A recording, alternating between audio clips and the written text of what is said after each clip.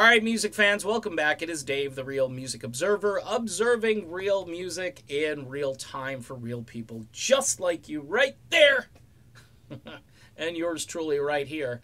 The whole Steve Perry on the radio thing that I talked about yesterday, how corporate radio has, right now, for the most part, ignored Steve Perry's song. Here's an explanation, okay? And this gentleman is an old friend of mine, and he's still in the business and so forth, and he pretty much schooled me on what's happening, and his explanation makes sense to me, but it also ends up raising even more questions as to what has happened to this industry, okay? And this is the real world of radio broadcasting these days. Because most of these stations that are adult contemporary, where the song would and should land, okay, unfortunately, it's not going to get on top 40. It's not going to get on classic rock or classic hits or anything like that, because as somebody noted when they called the station, they don't play anything before 1988. They don't play any bands that are still around that put out new music that would complement the music from 1988. I mean, the station that I worked at, we had this great liner. Doesn't have to be old to be a classic. I love that liner. And it was a great way to work in new music and to sort of educate folks, hey, this is a tune that sounds kind of like it fits with our format here. There's no creativity like that anymore.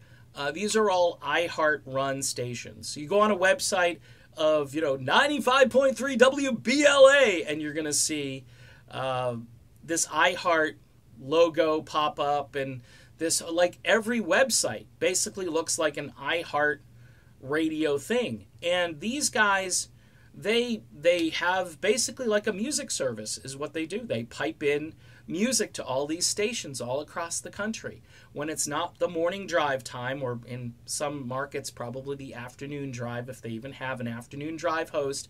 I hear it's like John Tesh. They'll pipe in John Tesh and that, Meaning for Life thing that he does, or whatever it's called. Knowledge, I mean, he's just spouting out statistics, and apparently people like it because they keep tuning in. And I'm not saying anything bad about John Tesh, but it's it's like your radio has become all pre-programmed and pre-planned. So when a Perry tune comes along like this, or any song for that matter, it's not going to get added right away. There's no way, because there's no mechanism to do that anymore.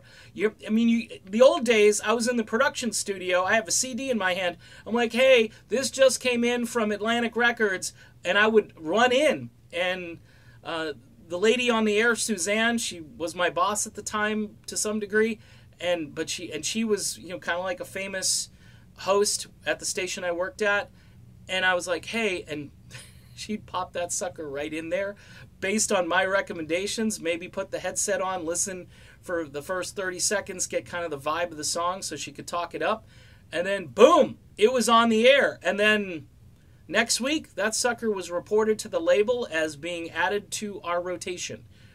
It was that easy, but now everything's formula. Everything's very formulaic. And so will the Perry song show up? It could, and it could show up in a big way. My friend says it'll probably be the most added song, but by the time you start hearing it, it's going to be 2, maybe 3 weeks out, and you're only going to hear it on adult contemporary stations that have a really kind of a mellow playlist. These are guys that are playing like old music from like Firefall and Air Supply and stuff like that, mixed in with their one current song per hour.